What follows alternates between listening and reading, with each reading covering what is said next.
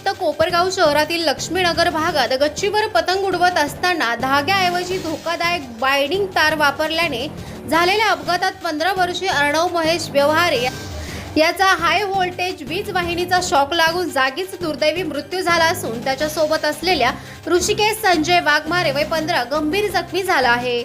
पुण्याहून संक्रांतीसाठी खास पतंग उडवण्यासाठी कोपरगाव येथे आपल्या मामाच्या घरी आलेला अर्णव हा मामाच्या घराच्या गच्चीवर मित्रासोबत पतंग उडवत असताना ही दुर्दैवी घटना घडली।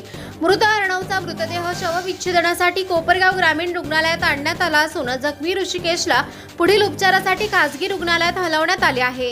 घटनेनंतर परिसरात शोककळा पसरली असून प्रशासनाने वारंवार दिलेल्या सूचनांनंतरही धोकादायक तार वापरल्याने हा अपघात घडल्याचे प्राथमिक तपासात समोर आले आहे।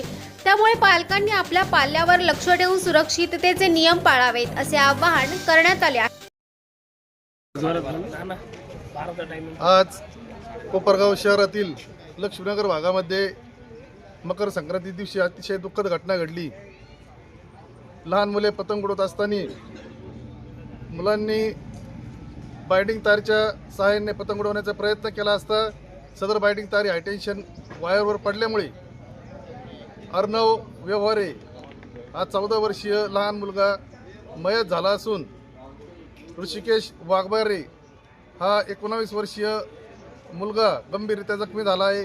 त्याला सरकारी दवाखान्यामध्ये प्राथमिक उपचार करून पुढील उपचारासाठी मुळे हॉस्पिटल येथे हलवण्यात आलेले आहे। तरी मी कोपरगाव शहरातील सर्व नागरिकांना विनंती करतो की आपले लहान मुलं टेरेसवर पतंग उडवत आहेत, कृपया सर्वांनी मुलांकडे लक्ष द्यावे व सावधानतेने पतंग उडवावे ही विनंती करतो।